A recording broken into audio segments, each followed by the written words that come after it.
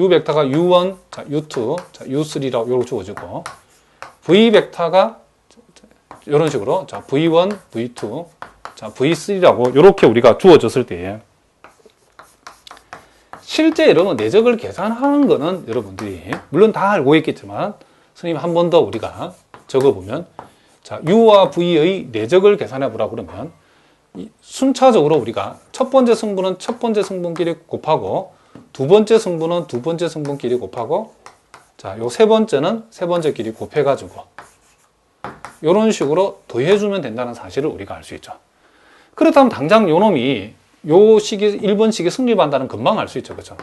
요걸 우리가 V, U라고 요렇게 내적을 적는다 하더라도 요런 곱하기 요 놈이나 요런 곱하기 요놈 같은 말이겠네. 이 말 같은 말이라는 거죠. 그래 여러분들이 내적을 우리가 요렇게 U, 자, 요렇게 V, 요런 식으로 여러분이 표시해도 상관없죠. 그죠? 또는 우리가 교환법 승립하니까 요렇게 요렇게도 우리가 내적을 표시하는데, 지금 우리는 자, 요렇게 우리가 교재에 나와 있는 대로 표시하도록 하겠습니다. 자, 무슨 말 알겠죠?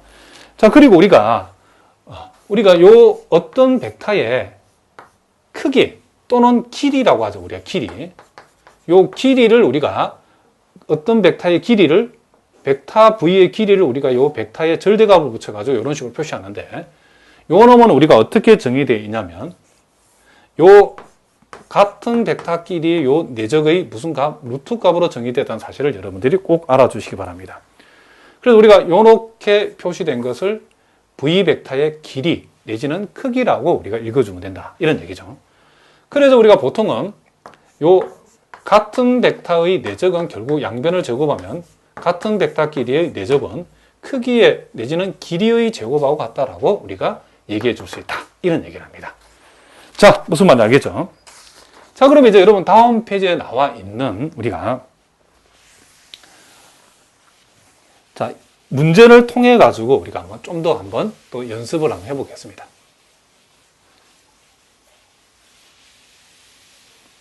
자, 내적과 관련된 몇 가지 중요한 문제들을 우리가 한번 살펴보도록 하겠습니다. 자, 그 코시 부등식이 하나 나와 있는데, 자, 예제 4번. 자, 요것도 여러분 잘 봐두셔야 된답니다. 자, 내적 공간 V의 임의의 두 벡터 UV에 대해서 다음 부등식 승립함을 보여라. 그렇죠. 자, 그 주어진 부등식 보니까, 자, U 벡터와 V 벡터의 내적의 절대값.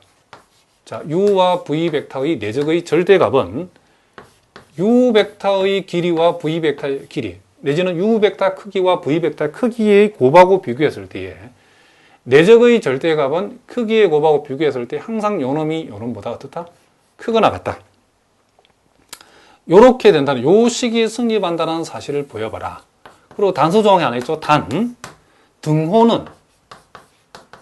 등호는 U 벡터, V 벡터가 1차 종속일 때만 성립한다.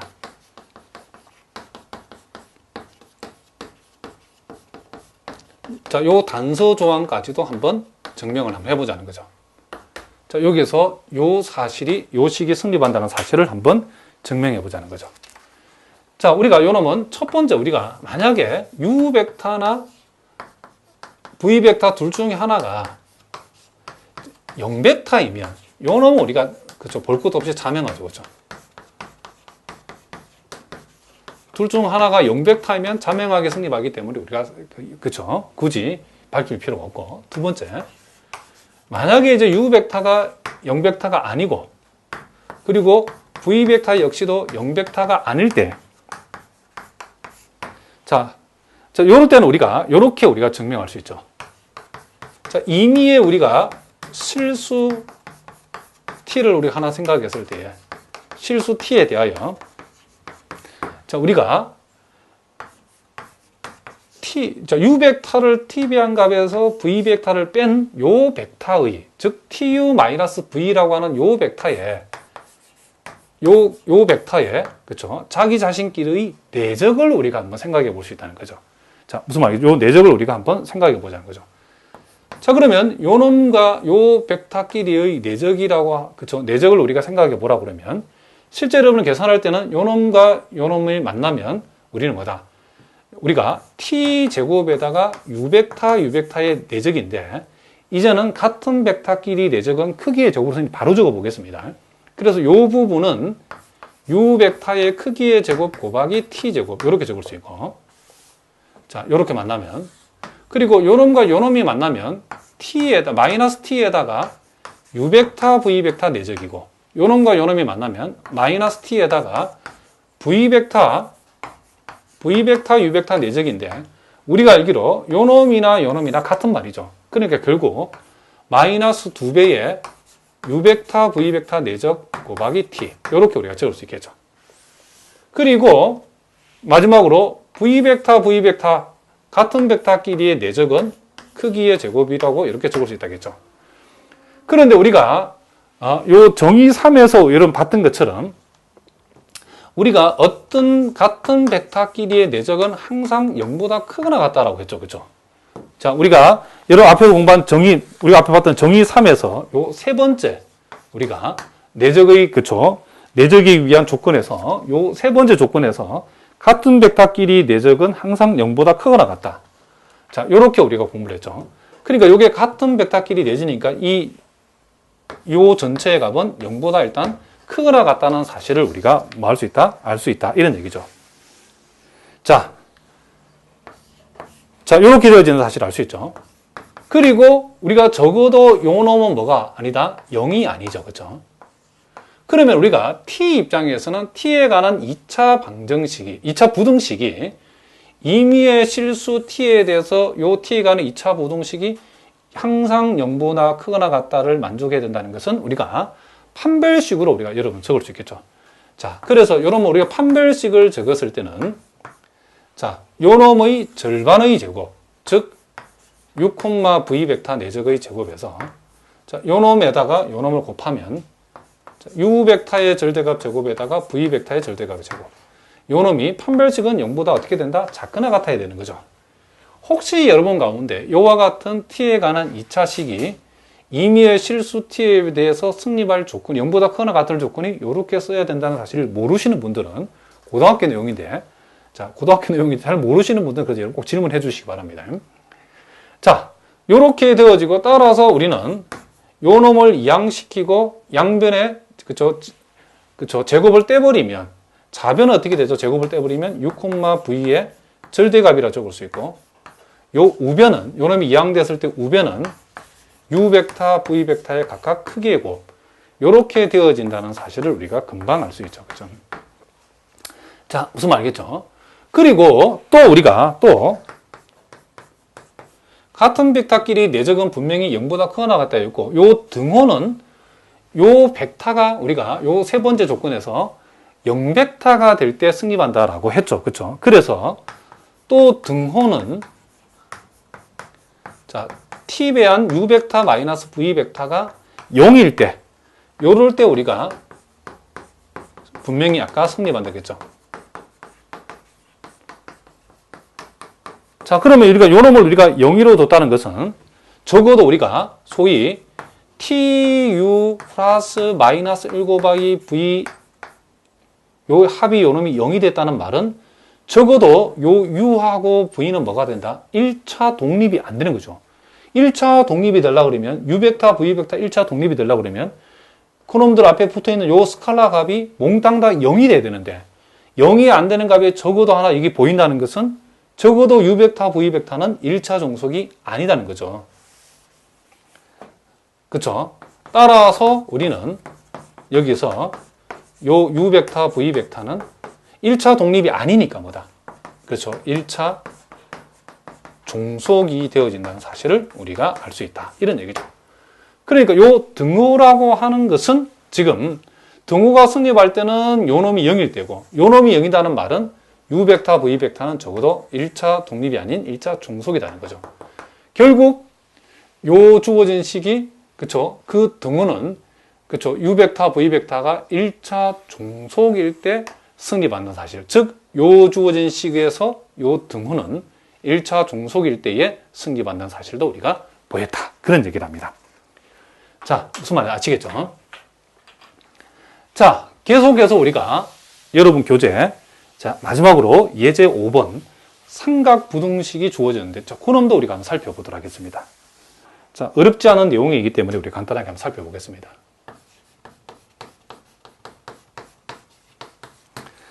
자, V가 내적 공간일 때에, 자, V에 속하는 두 벡터 UV에 대해서, 자, 부등식, 자, U 플러스 V,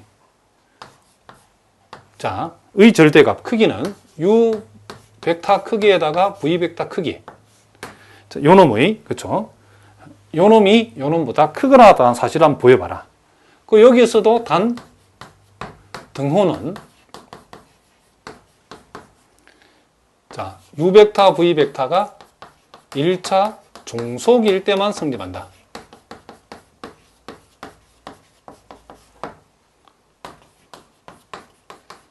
자, 요 사실을 우리가 한번 보여보자. 이런 얘기를 합니다.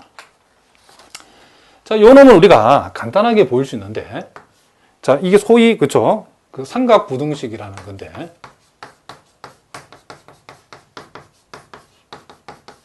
자, 우리는 일단 U 플러스 V 벡터의, 그쵸?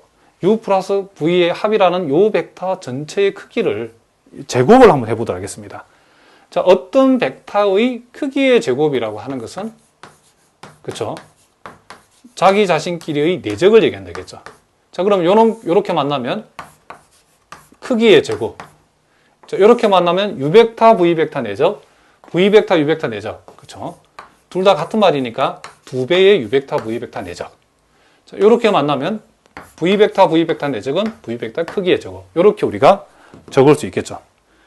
자, 그런데 우리가 금방 예제 4번에서 우리가 뭘 증명했냐면, 자, 우리가 금방 예제 4번에서 무엇을 증명했냐면, 자, 어떤 벡터의 내적의 절대값이라고 하는 것은 두 벡터의 크기의 곱보다는, 그쵸? 항상 작거나 같다는 사실을 알 수 있죠.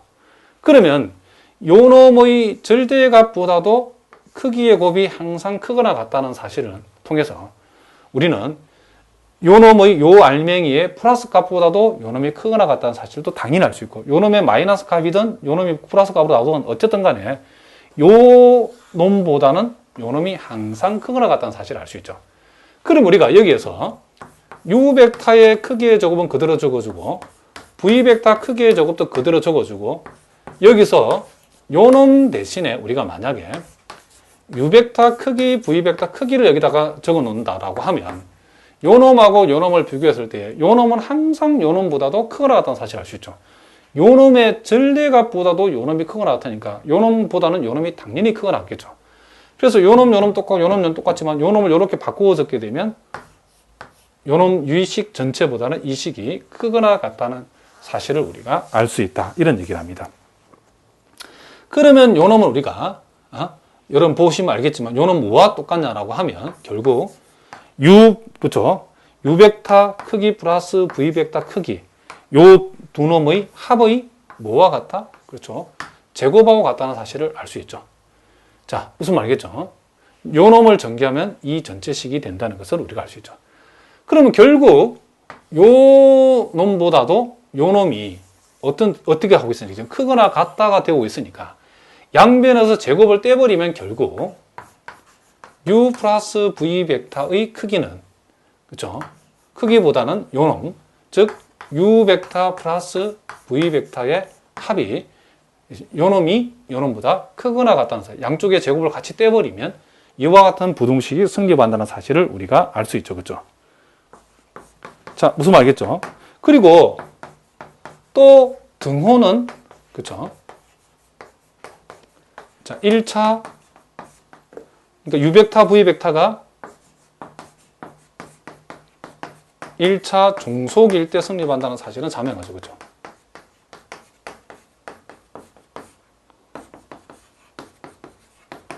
자, 요 사실은 우리가 금방 공부한 예제 4번의 결과에 의해서 그렇다는 거죠.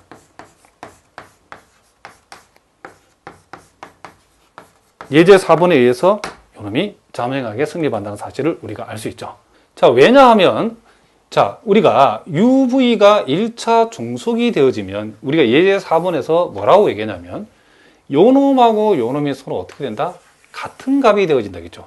자, 예제 4번에서 U벡터, V벡터가 1차 종속이면 지금 등호가 성립해요. 예제 4번에서 등호가 성립한다는 것은 요놈과 요놈이 서로 같아진다는 얘기고, 그럼 결국 UV가 1차 종속이면 요놈과 요놈이 같아진다는 거고, 요놈과 요놈이 같아진다는 것은 결국 요놈과 요놈이 같아진다는 얘기니까, 결국 요놈과 요놈이 같아지는 이 등호라고 하는 것은 U벡터, V벡터가 서로 U벡터, V벡터가 1차 종속이 될 때 성립한다는 사실도 우리가 예제 4번에 의해서 보여준 셈이다. 이런 얘기를 합니다.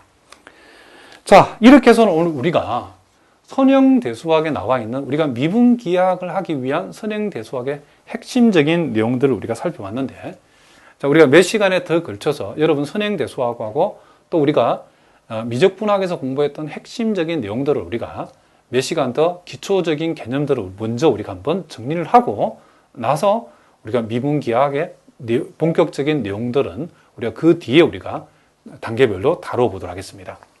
자, 이 수학이라고 하는 것 여러분들이 잘 알고 계시지만 무엇보다도 그 기초 개념, 그 단계를 잘 정리하고 올라와야만이 우리가 어려운 내용들도 우리가 잘 커버할 수 있답니다. 여러분 미분기하학을 공부해 보시면 알겠지만 정말 어려운 과목 중에 하나랍니다. 근데 그 많은 학생들이 어려움을 느끼는 학생들의 공통적 특징이 뭐냐면 단계별로 공부를 하지 않고 단계를 건너뛰고 여러분들이 무대포 정신으로 공부를 하기 때문에 어렵답니다. 그렇지만 여러분들이 선생님 강의를 단계별로 차근차근 잘 듣고 선생님 강의를 잘 따라온다 그러면 여러분들이 어떤 미분기하학의 내용도 여러분들이 충분히 소화할 수 있도록 선생님이 강의를 한번 해보려고 한답니다.